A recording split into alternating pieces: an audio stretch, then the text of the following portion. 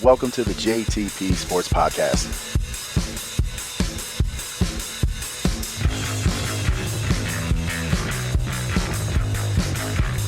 Big shout out to the guys from the Black for the theme music intro to the show. Available on all streaming services. You can check them out at the Black Music on Instagram. You can find more information in the pod description.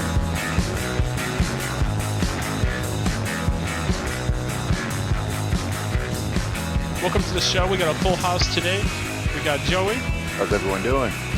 And Ted. Hey, how's it going? And I'm Paul. And we're going to get into fantasy rankings for running backs. We're going to break down how we feel about the projected list for next year of the top 32 guys to help you better plan for the draft and to know who to draft in what round. We're going to use the fantasy football projections of 2019 for running backs from Fantasy Pros.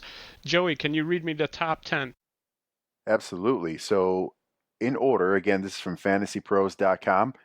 They've got Saquon Barkley, ranked number 1 from the Giants. Christian McCaffrey, number 2 from the Carolina Panthers. Number 3, Alvin Kamara from New Orleans. Number 4, Ezekiel Elliott from Dallas. Le'Veon Bell, number 5 with the Jets. David Johnson, number 6 with Arizona. James Conner, number 7 with Pittsburgh. Number 8, Todd Gurley with the Rams. Number 9, Joe Mixon of the Cincinnati Bengals. And number 10, also from Ohio, Nick Chubb with the Cleveland Browns. All right. I like their top 3. I don't have too much of a problem with this. You might want to adjust it maybe slightly if you're in a PPR. Saquon had a ridiculous year last year for the Giants. McCaffrey's going to get the ball a lot, and Kamara's on that super-powered offense in New Orleans. Do you guys see that any differently? I don't. I would honestly swap Barkley and McCaffrey. I don't necessarily think that McCaffrey's rushing total is accurate as to what they may put on him this season. With everything that we've previously spoken about with Cam Newton, with his shoulder injury, they're probably going to want to try to make sure that he limits that the exposure for injury to that shoulder. They may give McCaffrey the ball more. Now, I mean, I don't know how much more they can give it to him, considering they also project him to catch 97 balls, but I think 1,041 rushing yards might be a little low. So if you tack on another 150 yards to his total, which might actually give you another touchdown or two, I think that vaults him slightly over Barkley. But again, to squabble over Barkley, McCaffrey, and Kamara, I mean, it's kind of, picking at a scab. There's no point to it. Yeah, I agree. I think depending if everybody's healthy for the whole year, you're really arguing over nothing here. If all goes well, all 3 of these guys are going to score at a very high level week in and week out. The only guy that I have maybe potentially a bit of a question about is Barkley because of the Giants, where they're at with that team and how that offense is looking. Other than that, I'm right there with you. Maybe move McCaffrey up a little bit if you have any questions like I do about the Giants, but no one's going to blame you if you take Barkley at 1 or McCaffrey at 1. You can even put Kamara into that conversation. They got Elliott ranked at 4. Does he sign his contract in time, Ted? Is he playing week 1? Oh, he's definitely playing week 1. Jerry Jones is a businessman. He knows what the worth of Zeke is. He knows that Zeke is their workhorse and is not. I mean, he's not like Le'Veon Bell missing games over the course of a couple of years. This guy's a workhorse that's in there week in and week out, and so he needs him. That team really needs him. Dak needs him. Everybody needs Zeke to be there week 1. He's going to be there week 1. A deal's going to come through, and I'm drafting him at the same place at number 4 here. Joey, anything to add on to Zeke? I don't know that I have the same level of optimism. So we were discussing it before we came on. So the difference is the fact that they offered him to be the second highest paid running back in the league. I kind of feel like Zeke wants to be number 1. And if the Cowboys aren't willing to budge, now, a lot of people have said over this time that Jerry Jones isn't going to repeat history where he did the same thing in 93 with Emmitt Smith. I don't necessarily know that that's the case because as he's gotten older, he's gotten a little loopier. So maybe he doesn't budge from keeping it below that 14.6, I believe, that Gurley's making. I think if Elliott doesn't get what he wants, I don't see why they couldn't come to an agreement. I don't share the optimism that Ted has regarding the situation. I agree. If Zeke plays week 1, he's a top 4 running back at minimum. He could really replace any of the other guys that are in front of him. But that comes down to, like you mentioned, Joey, your confidence of whether or not he signs that deal and if he shows up week 1. We're only a couple of weeks away, 2-3 weeks from the beginning of football season now, so we'll see how that plays out. Let's look at the rest of this 5 through 10. Who do you guys have a problem with? And who would you vault into the top 10? Who falls out of your top 10? Let's start with Joey. So there's a lot of things that you can argue with as far as David Johnson and Todd Gurley, and they're pretty much for different reasons. I really do feel that David Johnson is over that wrist injury that shattered a lot of fantasy seasons a few years ago, where he was probably, if not number one, the number two taken that season.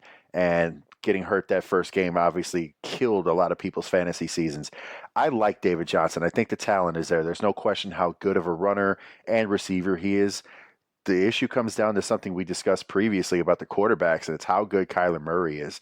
If Kyler Murray can get his feet underneath him at some point, it may not happen in the first 2 weeks of the season, but if he's making errant throws, if he's not connecting with his receivers, and they're able to put 8 in the box, which is both going to limit Kyler Murray's ability to run and David Johnson's ability to run, I think that number 6 is a little high. And Todd Gurley, I'm a big fan of Todd Gurley's ability. I'm a big fan of his productivity over the last few years. But as I alluded to when we were discussing a couple other things previously, I'm a guy who's recovered from a knee surgery, and it never is what it once was. And he's had multiple knee injuries. He lost a year in college. He's lost a lot of time over the last few years. And the fear is it's now arthritic. And you don't want to hear arthritic knee with a dynamic 25-year-old running back. So assuming health and all that, I don't necessarily know that I've got an issue with this list. But again, Johnson's offensive line and Kyler Murray and Todd Gurley and his knee really worry me.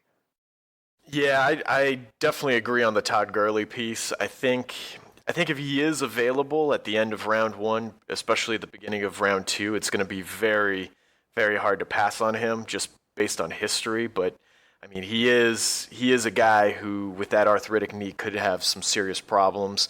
The other thing I heard was a news report saying that the Rams were actually going to try and lighten his workload a little bit. So maybe there's some room for them to do that, but then that keeps him healthy but reduces his production. It was nothing really more than a rumor, but uncertainty is not what you want to look for in the first round when you're trying to pick up a quarterback or trying to pick up your RB number 1. So a little concerned there with him. A guy that actually makes my top 10 at number 10, just barely there, is Leonard Fournette. I see him. He's off the top 10 list, but I think he's done well in Jacksonville when he's played.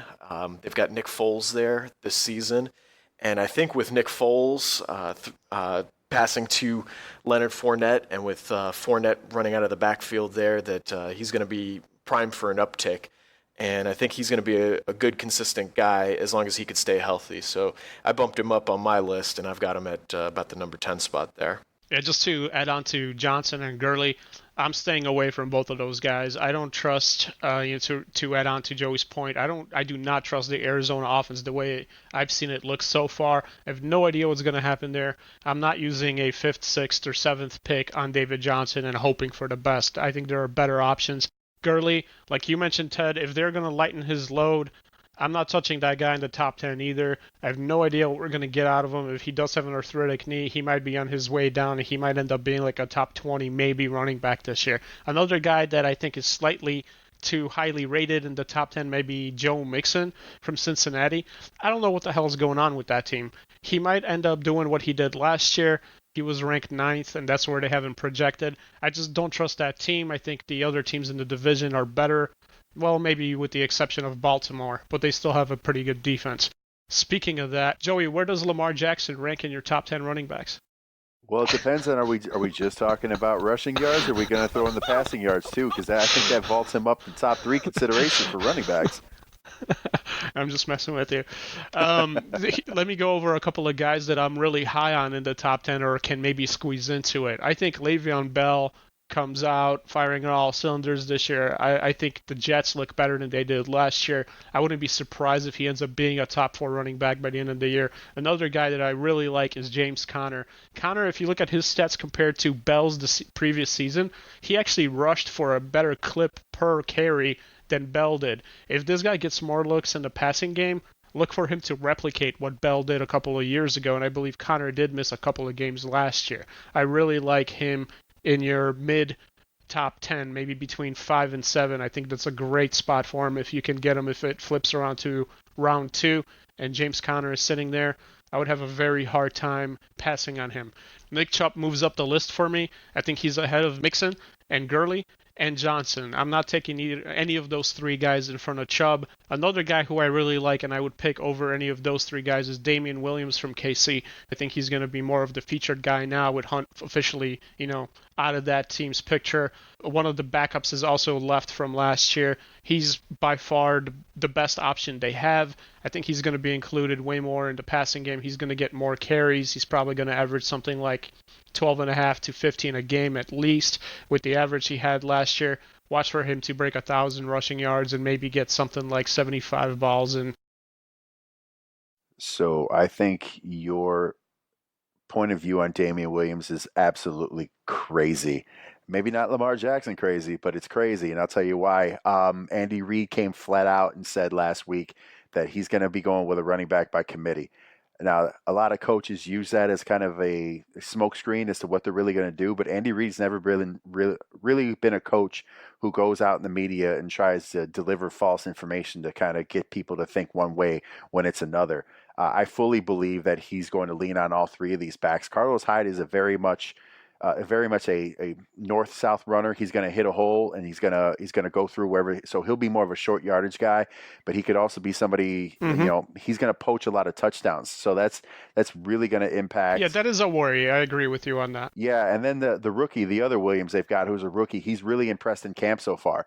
So if Andy Reid has got weapons to use, he's going to use them. I mean, remember what he did when he had Deuce Staley, and then when Brian Westbrook came along, he used them. He kind of brought Westbrook along because he was a more dynamic back, but he still equally used Deuce Staley, and he's done that a lot over the years as well with some of the other guys that he's had. He's used when Kareem Hunt came along, he replaced Spencer Ware, who was really productive, and there were Charcandrick West.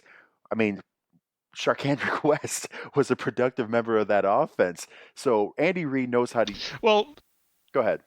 Yeah, well, here's why I'm not worried about it. Because, like you're saying, they all get run. I just think he's going to get the most of it, and they're going to run a ton of offensive plays throughout the whole year. If he stays healthy, I just trust him more over Mixon, Gurley, or Johnson in my top 10. That's all I'm saying. I don't think he's going to become your 5 for the year in production, but I think he's going to be more consistent throughout the year than those guys are, and that's really who I'm replacing in my top 10 with him bumping in. He's projected at 12, so I'm not bumping him up that much. So I don't know, maybe you think that's crazy, but I think it's pretty realistic if I don't like Mixon, Gurley, and Johnson this year. Well, we can go into a little more detail about that if Ted's willing to give us the following list of running backs.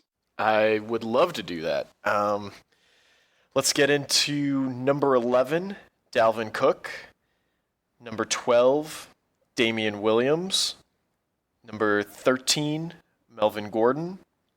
Number 14, Derrick Henry. Number 15, Kerryon Johnson. Number 16 is Chris Carson. Number 17 is Leonard Fournette. Number 18 is Marlon Mack. Number 19 is Aaron Jones. And number 20 is Devonta Freeman. All right, Ted, so who do you like in this group and who do you not like? Well, I obviously liked Leonard Fournette. I bumped him up to number 10. Of crazy. Okay. Nuts. Absolutely nuts. Yep, I agree. I think that is really out there. But anyway, go ahead. I mean, I don't see why it would be nuts. I mean, if he plays a full season, which it was the caveat, I think he will be up there. So I like Kerryon Johnson just outside of Leonard Fournette at number 11. He had an injury last year in Week 10 and was IR'd, but he's a solid guy, and Theo Riddick is gone. So I think he's going to improve on his numbers, obviously, if he's healthy. All right, Joey, who are you bumping up from this group, and who do you hate, and who are you dropping out? I kind of just touched on my fear with Damian Williams. I get what you're saying that he has the highest ceiling probably of the three Kansas City backs. It's just again, Andy Reid has a tendency to ride the hot hand as well. So his position at number 11 to me is a little tenuous just based on that. Melvin Gordon, you couldn't if it was draft Melvin Gordon or cut off your pinky, I'm losing a finger because he's already said he's going to hold out to week 10. The Chargers aren't going to budge. There's a guy who's going to come up later on this list, in Austin Eckler, who was every bit as productive as Melvin Gordon, in some cases more so. So if you want me to take Melvin Gordon at that draft position and that alleged production, if you think in 6 games he's going to get you 871 yards and 414 in the air, you're out of your mind. So Fantasy Pros has got some scrubbing to do on this website with Melvin Gordon. Derrick Henry scares the bejesus out of me. That guy came on in the last 4 games of the season and really made his fantasy season. Before that, he was middling. He didn't do a whole lot. That offense struggled just because Marcus Mariota can never stay healthy, so they can stack the box. But Henry had, I want to say he had a 250-yard game towards the end of the season where he had two extremely long touchdown runs that boosted his production numbers. But he's a lot of boom and bust. Again, he scares me. I agree with Ted. Kerryon Johnson was extremely consistent in a really inconsistent Detroit offense. I think his second year with health granted, he's going to be somebody who's probably just outside the top 10, probably knocking on the door of getting in. I like him a lot. Chris Carson, I think, is going to be a guy who's going to get off to a fast start, but Seattle's going to remember that they drafted Penny, who's going to come up later in this list, in the first round. And you know how GMs are with guys that they take in the first round. They force feed him onto their head coach. So will his production taper? That's the only thing that concerns me. I like Aaron Jones. I've had Aaron Jones in the past. Aaron Jones is a 5-yard a clip runner, and Mike McCarthy was like, I don't like getting first downs every 2 carries. Why the hell would I want to do that? So I think he's another guy that pushes closer to top 12 position just based on his production. Marlon Mack, and I'll quit at this. He's a guy who's got hammies that are made of Laffy Taffy. Like 1 minute they're extremely hard, the next minute it breaks. He's extremely productive when he's healthy, but that's a big if. He gets he had an ankle injury that hampered him a lot last year. The year before it was a myriad of other injuries. It's hard to count on him just from the health standpoint. Yeah, just to add on, I mean, I already covered Damian Williams from KC, and I told you guys how I feel about him. I think he ends up in the top 10. I agree with you on Derrick Henry. Out of this group, he could really bust out, and he showed signs of that last year. He's a monster at running back. I think that Tennessee offense kind of rounds into shape. Delaney Walker coming back, Mariota now being healthy. I think Henry gets a lot of run. I think they look better. I think he moves up potentially even into the top 10. And watch out for him, especially in the standard league. He doesn't get a lot of run in the pass game, but when it comes to just straight rushing yards and TDs, I think he's a very solid potential pickup in this group of players. Another guy that you did touch on that I really like is Marlon Mack from Indy. If he stays healthy, he's going to be productive. He's a very solid player. If he's available at 18, scoop him up. I don't think you can go wrong here. I think you guys are both right with Cook, where he's at. They have him at 11. I think he probably ends up somewhere right around there. Kerryon Johnson at 15 and Chris Carson at 16. They're probably right on with where I think they end up. Aaron Jones at 19. Devontae Freeman at 20. He's kind of overrated with what he does. I think he averaged something like 75 overall yards rushing and catching when he was healthy a couple seasons back. I don't know how much you're going to get out of him here. I might want to look at some other guys at this position. The one guy or two guys in this group of players that I really don't want to have anything to do with, one of them is Melvin Gordon, of course, because he is holding out. I'm just not touching that guy, period. I agree with you that Austin Eckler is probably a better choice, especially later on in the draft. The other guy is Leonard Fournette. I think Ted's off his rocker here.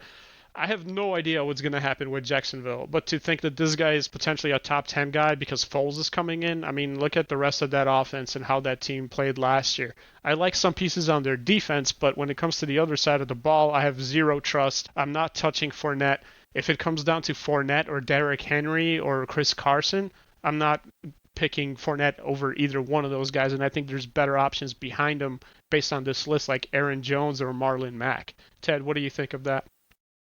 Well, I mean, Carson's going to be playing in a running back by committee situation, right? And I like Leonard Fournette because if you look back to his rookie season with Blake Bortles, he played only 13 out of the 16 games there, but in those 13 games, he posted over 1,000 yards all-purpose and 10 touchdowns. And if you looked at his pace, he was actually on pace for 1,600 yards and 12 touchdowns, rushing and receiving.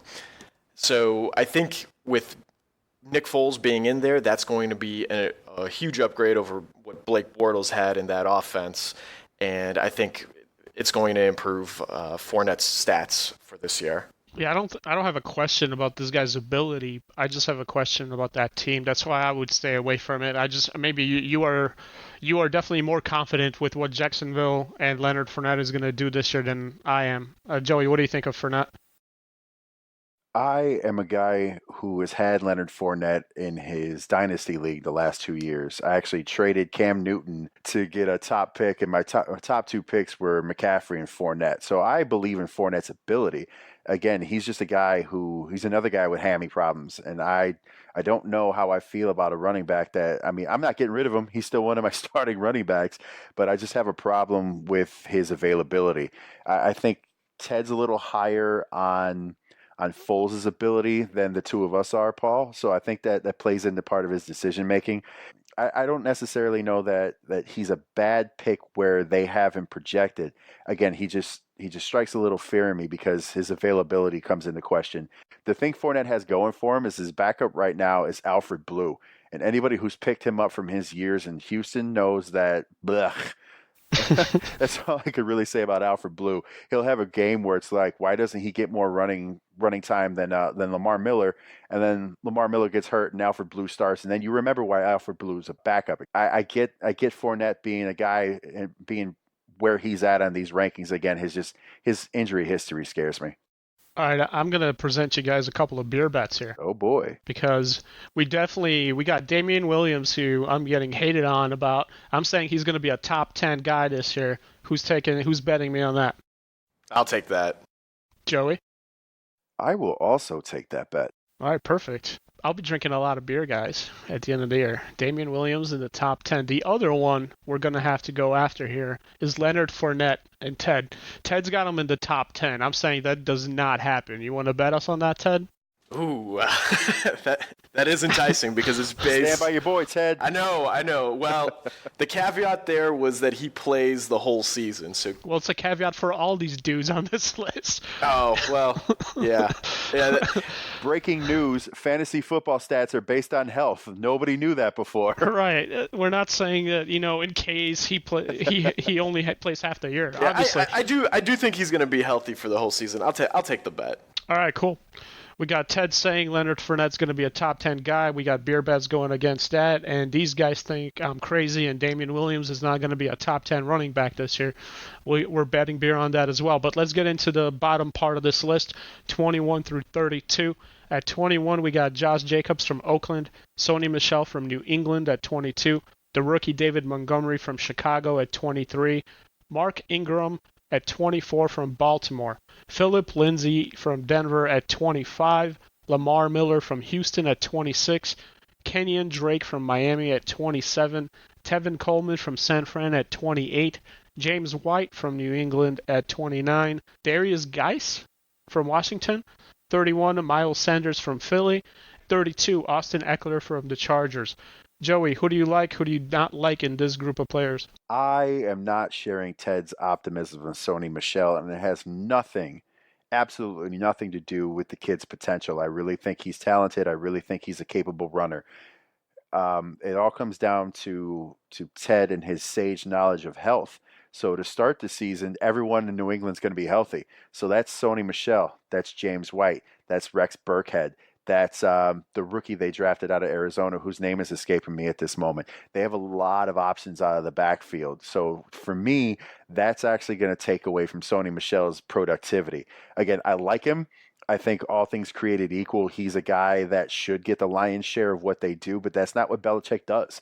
Belichick is a guy who plays matchups, and if he feels like the power run game is going to go, then he's going to lean on Michel's ability to run between the tackles. If it's a game where he thinks that Brady's going to have to go underneath a lot and slice people up to death, that's going to be a Rex Burkhead, James White kind of day. So I like Sony Michel. I just don't necessarily know that I trust him.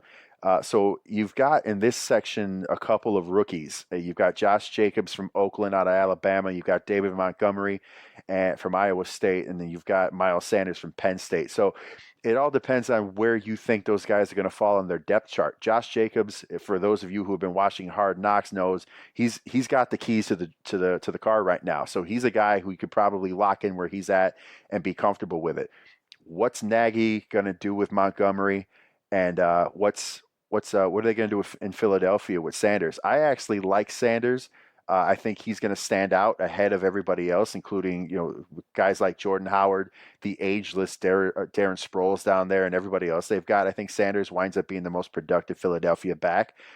Montgomery, the Chicago coaching staff has already come out and said they're not going to overload him. So are they got how much do they incorporate Tariq Cohen? How much does Patterson come in and steal some of those carries and gadget plays? And you've got Mike Davis, who's also going to be in the mix there. So I like David Montgomery. I've taken him in the 5th round of a lot of my drafts. If he's able to produce, then he's probably going to vault ahead of some of the guys in this list. That's just an unknown with the Chicago offense. Who are you dropping out of this group? Who do you think doesn't belong? Kenyon Drake scares me with he's already got an ankle injury, and Miami doesn't seem to know what to do with their running backs. Kenyon Drake was incredibly productive last year, and they still decided to give Frank Gore more run than they should have. Now, Frank Gore is another one of those guys that we alluded to has sold his soul to the devil and was incredibly productive at age, 36? While he was able to justify it, I think Drake should have been given the ball more. But again, he's an injury threat, and they've got Ballage waiting in the wings to take some of his productivity away. So Drake scares me. Tevin Coleman's another guy who's in a crowded backfield. If McKinnon comes back, it can be anywhere near what he was able to be. They still have Matt Breida, so the San Francisco backfield scares me. Darius Geis is a guy who's not even able to get on the field yet. He's still suffering the consequences of that ACL injury. And Adrian Peterson, hide his kids, he's still out there whipping linebackers, and it's hard to say. This is a really jumbled group here. I just with those guys in particular, especially Darius Geis, he's the guy with the injury history that should set off alarms for anybody who sees him on their draft board when their turn comes up in the middle rounds. What do you got, Ted? All right, well, so I don't like Kenyon Drake where he's at. I think he's not going to be there because of the injury concerns. I think he drops below the top 30. Not sure that you could ever really rely on Tevin Coleman. I just don't like that timeshare there. And there's a couple names, actually. I guess what's really kind of frustrating for me looking at this section of the list is there's a couple names that should be creeping up into here that haven't crept up. I do think that Austin Eckler needs to be higher on this list than 32. Jordan Howard with Philadelphia. And also, at what point does Kareem Hunt start creeping up into this list? I mean, he's going to be gone for the 8 games, but he is a stellar football player, and when he does get back on the field, he's going to be fantastic. So is the late 20s the right time frame to pick him up? I think so. I don't know if I agree with that, but to touch on this part of the list, the 2 guys that I would stay away from is Mark Ingram from Baltimore. You guys know how I feel about Baltimore. I'm not touching anything to do with Baltimore. I'm staying away from it. I know if he gets enough run, I mean, he's projected for 220 carries next year and 900 yards. I just don't see that happening because I see Baltimore going 3 and out a lot. I just don't see them being able to sustain anything for the most part in most of those games, especially when people start stacking the box because Lamar Jackson can't throw a ball for shit. So I just don't have any faith in anybody from Baltimore. I'm staying away from them. I agree with you on Tevin Coleman from San Fran. There's too much of a committee there. I think I would pick up some other guys in front of him like James White from New England or Eckler from the Chargers or even Peyton Barber from Tampa Bay that's down on the list. Kenyon Drake, I think he's kind of where he should be. If he plays, he's probably going to produce at about a clip that ranks him at about 27th or so, 25 through 30. It depends on his health. I wouldn't blame you for picking him up around this area, but there might be some better options under him. The guys that I really like otherwise are Philip Lindsay and Lamar Miller from Houston. I think Lamar Miller is going to have a really good year, at least replicate what he did last year. That offense in Houston is kind of like the second year of the same squad there. And I think they at least replicate and grow on what they did last year with Deshaun Watson. Philip Lindsay, that offense is going to be better this year. I think he started coming into his own a little bit more. He's fast as hell. He's going to get some run. There is a bit of a committee going on there, but I like his potential, and I think he could skyrocket up this list a lot. Joey, you mentioned Miles Sanders from Philly, and he might be the most skilled guy, but he's competing for time with like 5 other dudes. It's Howard, Sproles, and Smallwood. They're all going to be sharing time in the backfield. I think you're better off just taking Eckler or Barber or even potentially maybe Tariq Cohen or Shady McCoy or somebody like Latavius Murray from New Orleans. I think those guys are just going to get more run. So hold on, before you go too far, let me add a caveat real quick. So for those of you, if anybody listening right now, basically the guys that we're covering are going to be rounds 5 through 9. If you have any of the concerns, you could obviously wait because Ted mentioned a couple guys and then Paul just mentioned a couple guys who are going to be just outside of especially rounds 8 and 9. You can get a Jordan Howard in round 8. You can get an Austin Eckler, depending on what kind of league you're in. You can get him in round 8 too. So if you don't like what you're looking at, this is probably where you're going to stockpile some depth at your receiver, and maybe you try to get one of those second tier tight ends. I mean, you don't want to force it with any of these running backs because again, the NFL has turned into a running back by committee situation. So if you're not comfortable with that guy that you're staring at in this portion of the rankings, move on. Find something that's going to help you somewhere else because you don't want to be stuck with someone that's going to burden you somewhere else. I agree. Speaking of that, who are some of your dark horses or sleepers, Joey? Who should be in the top 32 that isn't? I'm not going to lie to you. I don't have too much of an argument with their top 32, with the exception of the guys that we mentioned with the injury concerns. I think Darius Geis has got to be booted down. Again, every report that I've read is that he's not back from the knee injury. So that might be a case of a guy who's never able to see his full potential just based on one unfortunate injury. As far as anybody that's just finishing outside of the top 32 that could jump in, I think this is a guy. You just touched on Lamar Miller. I don't mind Lamar Miller. I actually think he's another guy who's productive. He's solid. He'll give you one or two. He's 26. Right. What I'm saying is I like him. He'll give you 1 or 2 weeks where he blows up. That's what he's. I had him a couple times last year where he blows up, and then there will be another 2 weeks where he's actually terrible. So I think what's gonna hinder a little bit of his production is the trade they made for Duke Johnson, who I alluded to in a previous cast. He was just not used properly in Cleveland. They didn't know what they had in him. He's a really productive back out of the backfield. I think in passing downs, they're going to use him a lot. So I think that's going to take away a little bit from Lamar Miller. So I think he edges up to the bottom, maybe closer to that 32. So I don't know that there's necessarily a great separation between Miller and Duke Johnson. Latavius Murray, anybody who's paid attention to that New Orleans offense knows that they like to use a two-headed monster. I think that's actually going to maybe take a little bit from Kamara, away from Kamara, which may make him finish more top 5 than top 3. But Murray has been productive everywhere he's been. He was productive in a terrible Oakland offense. He was really good stepping in for Dalvin Cook last year. I think you can see him jump into the top 32. And another guy who's just on the outside that I'm not too sure about is Tariq Cohen. What are they going to use him for? What is he going to be? He's got a lot of things he's able to do, but I don't know that they're going to lean on him to run as much. So if he doesn't give you those rushing yards right here, they're projecting him to have 326, and they're projecting him to have 548 receiving yards. If he doesn't score you any touchdowns, depending on your scoring, how much does that contribute to you? So I think he gets knocked down a couple notches. And to me, Duke Johnson and Latavius Murray are those guys that are just on the outside of 32 that should be guys that you can see jumping into that top echelon of 32 backs. All right, Ted, who do you got for your sleepers? We talked to Darius Geis, but we didn't talk to AP at all. And so I think AP's a guy, I mean, he put up 1,000 rushing yards last year on just the shittiest of shittiest teams. with the Washington Redskins. That's a guy who could creep up there. Another one to think about is just in terms of handcuffs. Alexander Mattison for Dalvin Cook in Minnesota. Dalvin Cook's been an injury-prone kind of guy. We know that the Vikings want to run the ball a little bit more this season than they did last season. They were terrible at running the ball last season. And so maybe picking up as a flyer toward the end of the draft a handcuff for Dalvin Cook would be a good idea. One guy that I think should be in the top 32 that isn't is Peyton Barber from Tampa Bay. He's going to get run. He's going to get carries. He really should end up at least in the top 32, if not inching towards closer towards 20. A couple other guys I think you guys mentioned. Tariq Cohen, if you're not in a PPR league, you're not drafting this guy. Maybe in the bottom of the draft in round 7 through 10, you're looking at him if you're in PPR. Outside of it, especially now with Montgomery coming in, I don't know what you're going to do with him.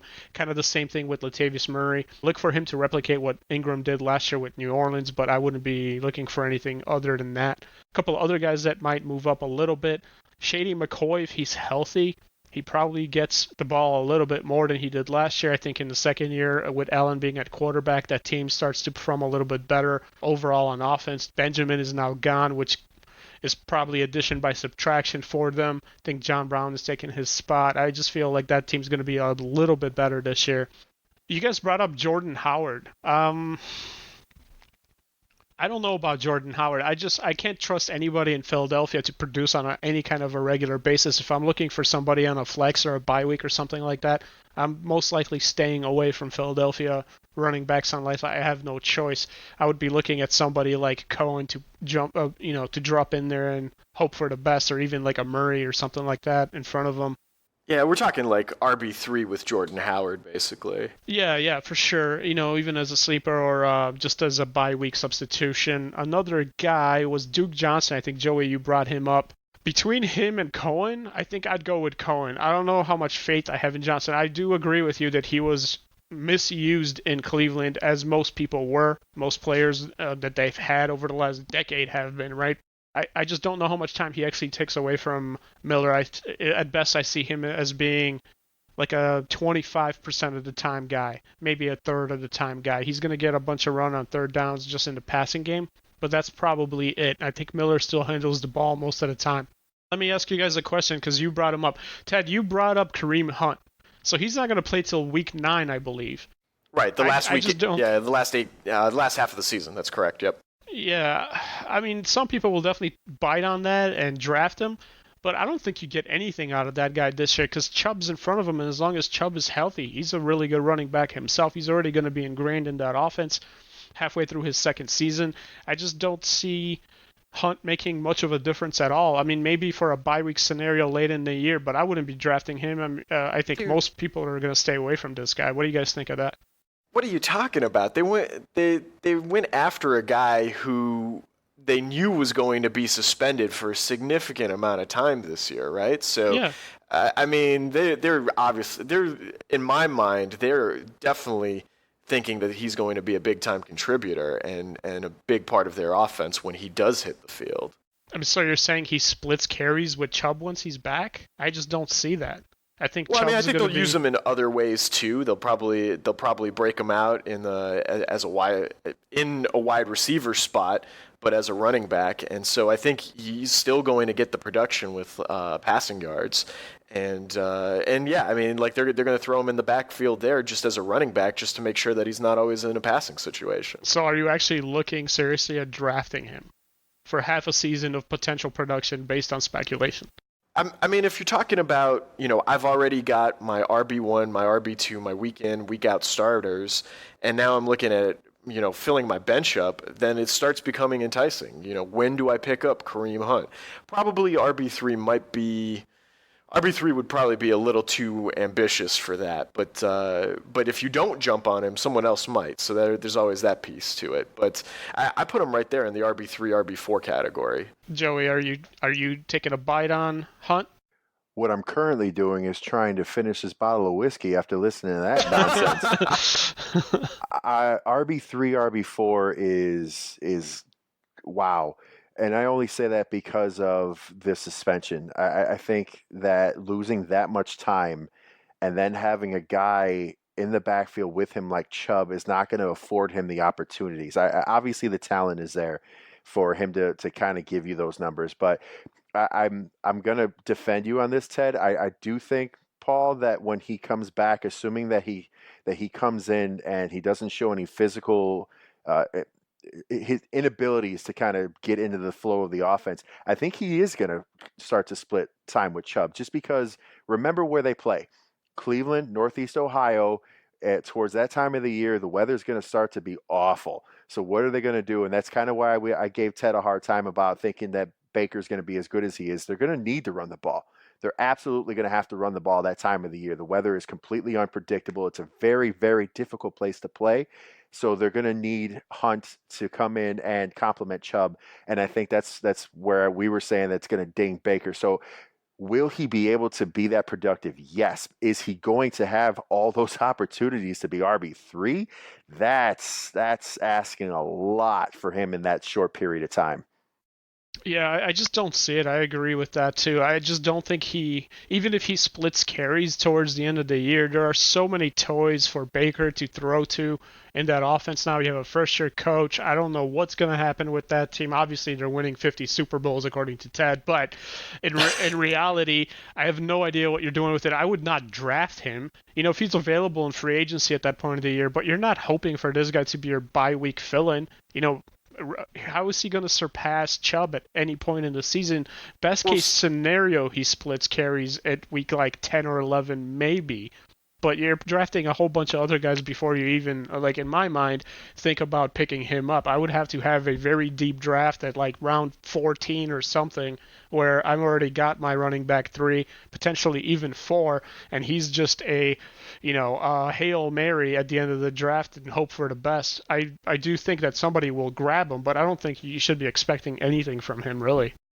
Right, yeah. I mean, it's a long. You're talking towards the end of the fantasy season, where the fantasy season ends at week 14, right? So you're only going to have them for 6 games. So that's true. But yeah, I mean, the other part, the other box that he checks is as a handcuff for Chubb, right? So if something goes down with Chubb, then he is going to be the only guy back there. Really, he's going to. Well, I mean, not the only guy. Obviously, they've got other guys on the team, but he's going to be the primary talent back there. So around RB3, around RB4, you're also looking at what are the handcuffs for either your RB1, RB2, or what are the handcuffs for the really good RB1s that someone else has that might be injury prone. So that's another factor. Now that hearing what you guys have had to say, I'm actually starting to get a little weary of Chubb now, because it is Cleveland, and when he comes back, to be fair, if you do draft Chubb, you might want to think of picking up Hunt, because who the hell knows what Cleveland's going to end up doing towards the end of the year. And if Hunt shows up Chubb, he has a couple of ridiculous games on like 8 carries each game, and he just goes off and breaks a couple long runs, they might end up splitting, and you might need both of them just to start them both, because you don't know who the production is coming from. So that does make sense to me. The other, thinking about handcuffs and all of that, running backs by committee, the other guy that pops out to me in the top 30 or so is Rashad Penny. So that's another guy on a running team on Seattle, right behind Chris Carson. He'll be rotating with him, and if anything happens to Carson, then his carries are going to go up. Penny's carries are going to go up. So that's another guy to consider.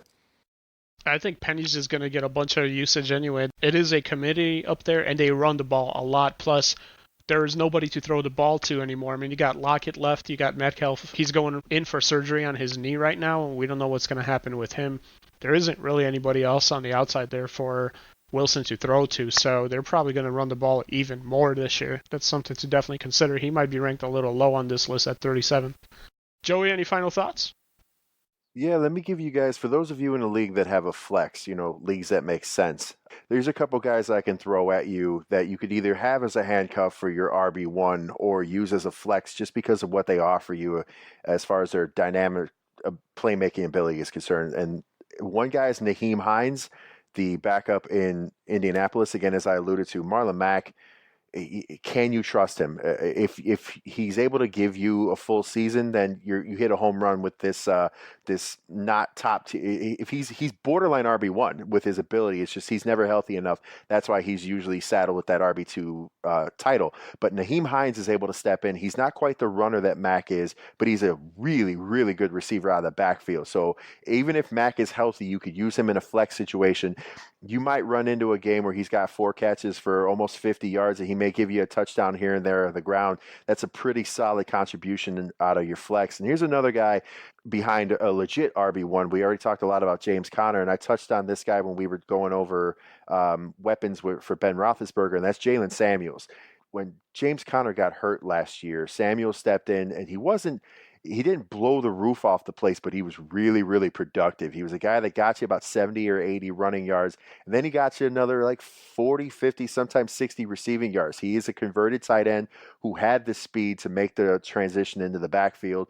They've already said that they're going to incorporate him more into the running game. So if you're able to use him as a flex, they can use him as an H-back. They can use him as a tight end. They can use him to spell Conner.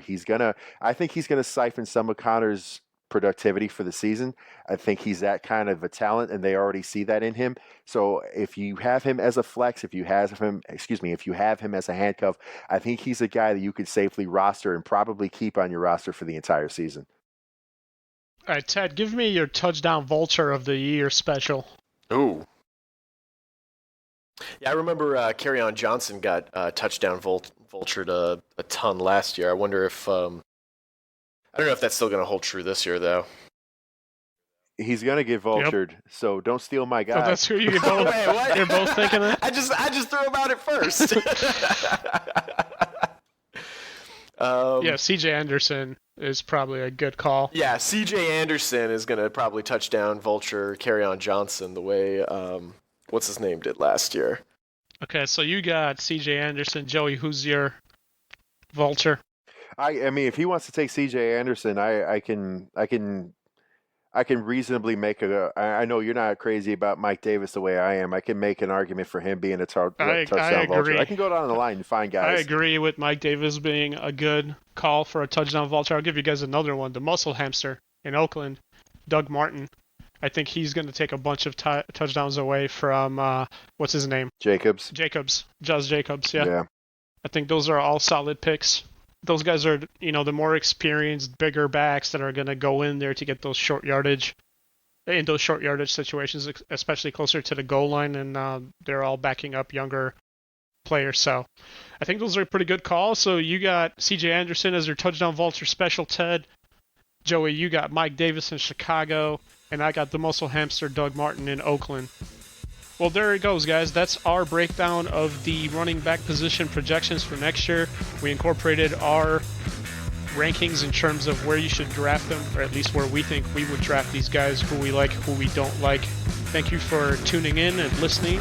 Please check out our other episodes. We've already broken down the QBs and the tight ends. We are going to get into the wide receivers right after this one and publish that as well. So check us out. Thank you for listening, and we'll check you out in the next episode.